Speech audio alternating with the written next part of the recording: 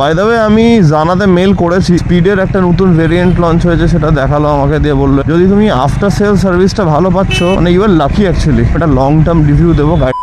Good morning everyone and welcome back to the channel. আমাদের weather খুবই ভালো, সকাল সকাল ওয়েদার খুব ভালো আছে। ওয়ে প্রোটিন খেয়ে রেডি হয়ে গেছি। একটা ছোট কাজ বলবো না, এটা কোনো কাজ না, এটা একটা জিনিস আমার সেদিন দেখা হয়নি। মানে বাইকটা যেদিন রেডি হচ্ছিল, হ্যান্ডেলবার লাগানো খোলা এসব করতে গিয়ে যখন লাস্ট টাইম হ্যান্ডেলবারটা সেট হয়েছে, হ্যান্ডেলবারটা একটু আমার দিকে ঝুঁকে গেছে, ঠিক আছে? তো আয়নাটা দেখতে একটু প্রবলেম হচ্ছে, ওটা তখন আর তাড়াহুড়ো দেখা হয়নি। তো ওটা একটু যাবো, একটু ট্রায়াম্ফ থেকে আমি ঠিক করে নেবো। গাড়িটার একটু হাওয়াও ভরানোর আছে। আমি দেখলাম অনেকদিন হাওয়া টাওয়া ভরানো হয়নি, তো একটু এটা করেই আছে। ওয়েদারটা যখন ভালো আছে, ওটা কালকে বলছিলাম। তো চলো সবকিছু রেডি, আমরা বেরোই গাড়িটাকে ওয়ার্ম আপ করে, কারণ আমার শোরুমে যাওয়ার ব্যাপার আছে। 10টা সাড়ে 10টা বাজলো, চাপ নেই, লেটস গো।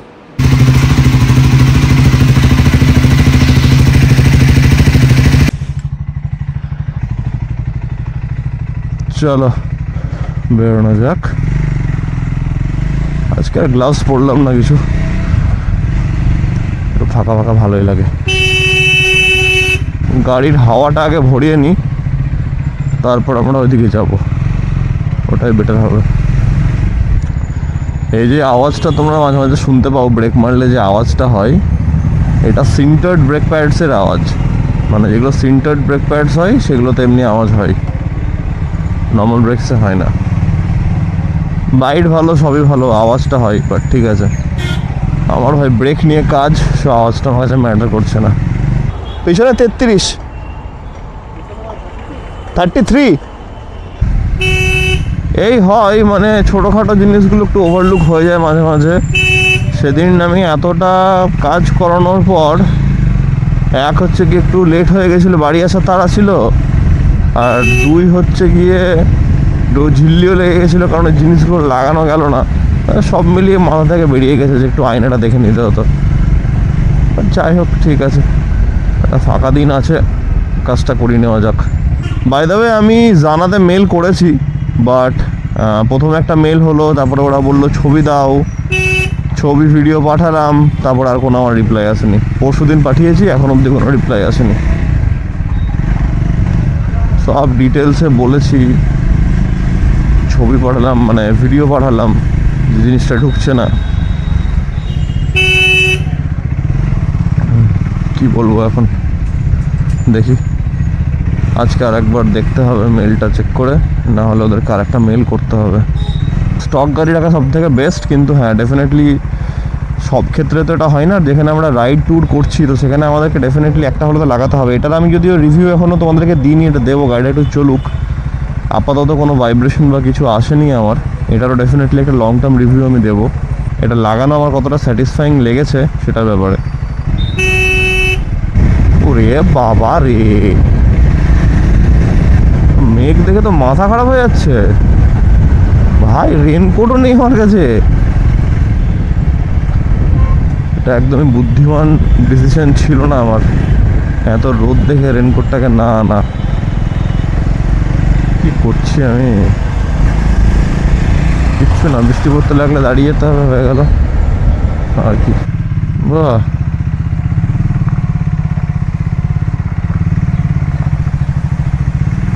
দুগ্গা দুগ্গা।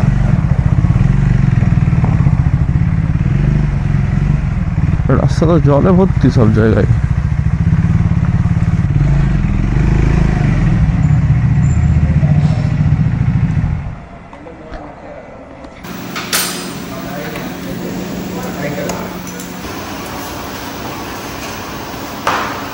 চলো, আমাদের কাজ তো হয়ে গেল, পারফেক্ট আছে সব কিছুই, দেখতেও পাওয়া যাচ্ছে ভালো করে, হাইটটা উঠে গেল, তো এবার একদম সর্টেড। আমি দুবার চালিয়ে দেখলাম, একবার হ্যান্ডেলটা অ্যাডজাস্ট হলো, আর একবার ক্লাচ আর ব্রেকের পজিশনিংটাকে একটু উপরে ওঠালাম, অনেকটা সামনের দিকে ঝুঁকেছিল। রাইড করার সময়তে সিটি হোক হাইওয়ে হোক এনি টাইম, যেন তোমার পশ্চার যতটা পারা যায় কমফোর্টেবল রাখতে হবে, এটাই হচ্ছে মেন গোল। আগের দিনে দেখে নিলে ভালো হতো, বাট ঠিক আছে, চলো গাড়িটা তো চালানো হলো একটু, সারা সপ্তাহ হচ্ছে না, একটু এই ফাঁকে আমার গাড়িটা চালানো হয়ে যাচ্ছে। কাজের চাপ থাকলে প্রবলেম এটাই, পিপিএফটা হচ্ছে না বলে আমার বাইকটা বার করতে একটু লাগছে। দেখা যাক, যবে হবে ভাই তবে আমি বার করবো। আমি আমার এই বাচ্চাটাকে নিয়ে একদম তাড়াহুড়ো করতে চাই না। একটা ছোট স্ক্র্যাচে যদি পড়ে যায়, 4 চাকাটাই অলরেডি অনেক কটা ফেলে দিয়েছে, এ ঠেকিয়ে ও ঠেকিয়ে, ছোটোখাটো, এটাতে আমি ফেলাতে চাই না একদমই। আই উইল ওয়েট, কোনো প্রবলেম নেই। আয়না ইজ লুকিং গুড। জল, জঙ্গল, নদী, নালা, ওয়াটার ক্রসিং পেরিয়ে আমাদেরকে এখন যেতে হবে মিনি লাদাখ। এখানকার প্রবলেম এটাই, যেখানে বোঝা যায় না যে কোথায় গাড্ডা আছে। আমি 2 দিন আগে এসেছিলাম বলে আমার রাস্তাটা মুখস্থ আছে, যে কিছু ভুলভাল গাড্ডা নেই, আর টুকটাক ডিপ্রেশন থাকলে আমি সামলে নিতে পারবো অ্যাটলিস্ট। মেন কাজের জন্য আসা, কাজটা হয়ে গেল, মাঝখান থেকে আমাদের গাড়িটা একটু পিছন দিকটা নোংরা হলো, জলে কিছু করার নেই। ও বাই দ্য ওয়ে, ট্রায়াম্ফের একটা নতুন লঞ্চ হয়েছে, স্পিডের একটা নতুন ভেরিয়েন্ট লঞ্চ হয়েছে, সেটা দেখালো আমাকে, দিয়ে বললো এটাতে অ্যাডজাস্টেবল ক্লাচ আর ব্রেক এসছে, আপনি একটু দেখুন। তো দেখলাম, আমাকে বললো তাহলে কি অর্ডার করে রাখবো একটা আপনার জন্য, আপনি নেবেন? বললাম হ্যাঁ, এটা পরবর্তীকালে যে কোনো লং রাইডের জন্য খুব ভালো হবে, মানে এইসব জায়গাগুলোর অনেকটা কমফর্ট থাকে, তো ওটা তুমি নিজের হাতে অ্যাডজাস্ট করতে পারবে। এগুলো যেমন অ্যাডজাস্ট করা যায় না, এখানে আমি অটোমেটিক্যালি ক্লাচটাকে অ্যাডজাস্ট করতে পারবো, ক্লাচের ফ্রি প্লেটাকে অ্যাডজাস্ট করতে পারবো, কিন্তু ক্লাচের নর্মাল হাতের সঙ্গে ডিস্টেন্সটা ওটা অ্যাডজাস্ট করা যাবে না। তো ওটা দুটোই অ্যাডজাস্টেবল আসছে, মানে ক্লাচ আর ব্রেক দুটোই অ্যাডজাস্টেবল দিয়েছে, যে নতুন ভেরিয়েন্ট লঞ্চ করেছে স্পিড 400 ওটাতে। তো দেখলাম বেশ ভালোই লাগলো, তা বললাম ঠিক আছে, আসলে জানাও আমাকে, অসুবিধা নেই। তো এটা একটা ভালো, এদের সঙ্গে একটা ভালো সম্পর্ক হয়ে গেছে এখন। অ্যান্ড যদি তুমি আফটার সেল সার্ভিসটা ভালো পাচ্ছ, মানে ইউ আর লাকি অ্যাকচুয়ালি, কারণ ম্যাক্সিমাম জায়গাতে কিন্তু আফটার সেল সার্ভিসেই লোকের কমপ্লেন থাকে, লোকের প্রবলেম থাকে, তারা ব্যবহার ভালো না, কাজ ভালোভাবে করে না। আফটার সেল সার্ভিসটা খুবই ম্যাটার করে, সেটা 4 চাকা হোক 2 চাকা হোক, সব জায়গাতে লোকের একটা জায়গাতে কমপ্লেন থাকে গাড়ি কেনার পর, সার্ভিস। একজন কমেন্টও করেছো দেখলাম, জানার ক্র্যাশ গার্ডে কোনো আওয়াজ ভাইব্রেশন কিছু হচ্ছে কিনা সেটা রিগার্ডিং। তো আমার এখনও রিপ্লাই দেওয়া হয়নি, আমি ওটা আজকে রিপ্লাই দিয়ে দেবো, বাট আমি ব্লগেও বলে দিচ্ছি পার্টিকুলারলি আমার সেই ভাইকে, যে এটার আমি অবভিয়াসলি তোমাদেরকে রিভিউ শুধু দেবো না, আমি এটা লং টার্ম রিভিউ দেবো, গাড়িটা একটু চালালে বুঝতে পারবো কেমন কি আছে না আছে, তো সেটা রিলেটেড।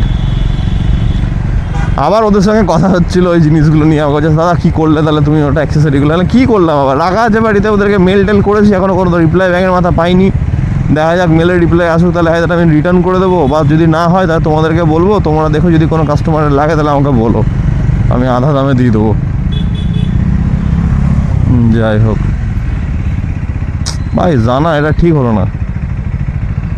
ওরাও বলছে যে ঠুকে থাকে, তো আমরা ফ্রন্ট ফক্স লাইটারে ঢুকিয়ে দিলাম, কিন্তু ওটা তো প্রসেস না, ঢোকার ব্যাপার হচ্ছে কি না, স্মুথলি ঢোকে। নাহলে আজকে যদি তোমার ফগ ড্যামেজ হয় বা অ্যাক্সেল ড্যামেজ হয়, তখন তো কোম্পানি হাত তুলে দেবে।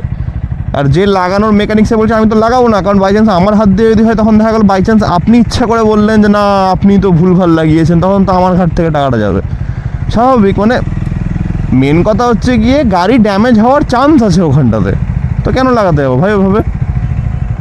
ঠিকই তাই, যাই হোক, কিছু বলার নাই এখন।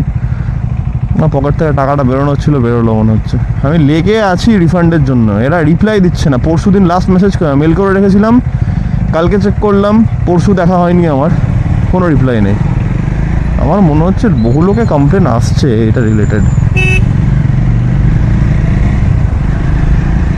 ভাই কমপ্লেন কেন করবে না? লোকে টাকা দিয়ে জিনিস কেনার পর যদি এমনি প্রবলেম হয়, লোকে তো বলবে ভাই আমার টাকা চাই, আমার রিটার্ন ফিটার্ন এক্সচেঞ্জ চাই না। এক্সচেঞ্জ নিয়ে কী হবে? ব্যাঙের মাথা সাথে একই জিনিস হবে। তোমরা দেখা গেলো একটা কাস্টের মধ্যে ফেলেই বানাচ্ছ, তো কাস্টটা তো সেম, তাই না? আলটিমেটলি ওটা কি, ওটা একটা মোল্ড, একটা মোল্ডের মধ্যে ফেলে লোহাটা ফেলে বানাচ্ছে, ছাঁচ বানানো আছে, তো ওটা তো সেম হবে। এক্সচেঞ্জ করে তো আমার লাভ কিছু হবে না। আমার যেটা দরকার সেটা হচ্ছে কি আমার পয়সা ফেরত চাই, কারণ জিনিসটা আলটিমেটলি ভালো বেরোলো না। I am really unhappy with জানা অ্যাবাউট দিস, ঠিক না? তো R&D করা উচিত, টেস্ট করা উচিত ভালোভাবে। তুমি একদম মাস প্রোডাকশানে ফেলে দিলে একটা অপশন বলে। আর জানাকে আমি খারাপ বলছি না, ওরা রেপিউটেড, যথেষ্ট রেপিউটেড, অনেক লোকে জানা থেকে অনেক কিছু কেনে, কিন্তু এবার ব্যাপার ওটাই, সবার সব জিনিস ভালো হয় না। যেটা আমিও সবসময় বলি যে সাপ্লিমেন্টেরও তাই, সব কোম্পানির সব সাপ্লিমেন্টস ভালো হয় না। তো ব্যাপার ওটা, আমি বা কি জানতাম যে জানা থেকে কিনো, আমি জানি যে জানা থেকে কিনছি কোনো প্রবলেম হবে না, জানা থেকে কিনে যদি এখন এমনি অবস্থা হয় তাহলে তো ভাই কপাল খারাপ ছাড়া আমার আর কিছু বলার না এটাকে।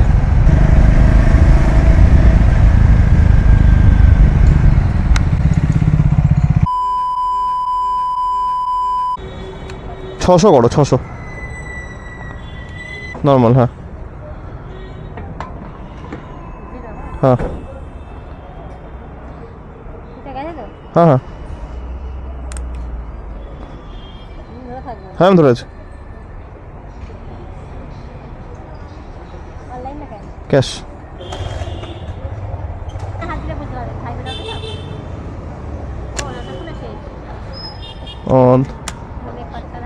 দেখি কোথায়, একদম পারফেক্ট আছে, ঠিক আছে। অটোওয়ালাটার অবস্থা দেখলে একদম পুরো মাঝখান থেকে স্টার্ট করে বাঁদিকে চলে এলো, দেখাশোনার কোনো সিনই নাই। আর আমাকে আস্তে আস্তে ব্রেকটা মারতে হচ্ছে, কারণ রাস্তায় পুরো জল পড়ে আছে, হুট করে ব্রেক মারবো দেখা গেল উল্টে যেতে পারি। এই হচ্ছে অটোওয়ালাদের প্রবলেম। অটোওয়ালাগুলো এত ফালতু হয়, তো বাজে চালায়, কোনো দেখে না কিছু, বাঁদিক ডান দিক ঘুরিয়ে দেবে, হুটহাট চাপিয়ে দেবে। আচ্ছা ব্যাপার, আমাদের দেখে দেখে এখন অভ্যেস হয়ে গেছে, তাই ফ্র্যাকশন অফ সেকেন্ডসে কন্ট্রোল করে নিলাম, নাহলে কিছু বলার নেই, মানুষ উল্টেও পড়ে যেতে পারে। আবার দেখছি মেঘ ধরছে, তাড়াতাড়ি বাড়ি যাই। চলো টাটা, বাড়ি গিয়ে দেখা হচ্ছে। চিকেন ভাত আর ডাল তাদের খেয়ে নি, বেরোতে হবে। চলো আমরা বেরোচ্ছি এখন, গাড়িটাকে ঢেকে দিলাম, ঠান্ডা হয়ে গেছে প্রায় বলতে গেলে। অ্যান্ড গাড়ি আমাদের এদিকে ওয়ার্ম আপও হয়ে গেছে, অ্যান্ড আমরা এবার বেরোচ্ছি। আমি মেল চেক করলাম, জানা থেকে মেল এসছে, আমাকে বলছে হ্যান্ডেল বার রাইজারের যেটা প্রবলেম হচ্ছে সেটার ভিডিও করে পাঠান, আর ফ্রন্ট ফক স্লাইডারটা সেরকম হলে আমরা এক্সচেঞ্জ করে দেবো। আমি বললাম যে, আমি রিপ্লাই দিলাম ওদেরকে, বললাম যে ফ্রন্ট ফক স্লাইডারটা আপনি যে বলছেন চেঞ্জ করে দেবেন, তো সেটা তো সাইজের তো কোনো ডিফারেন্সিয়েশন থাকছে না ওখানে, যে স্ক্র্যামলার 400 জন্য একটা সাইজ বা আরেকটা সাইজ আমি স্ক্র্যামলারের জন্য বানিয়ে রেখেছি, তো একই হবে।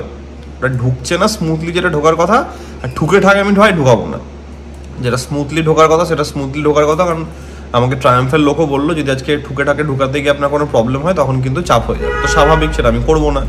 তো আমি ওটা বললাম যে দেখুন এই কারণের জন্য ফ্রন্ট ফক স্লাইডার আমার এক্সচেঞ্জ করে দিলেও কোনো লাভ হবে না, আমাকে একটা রিফান্ড ইনিশিয়েট করে দিন ওটার জন্য।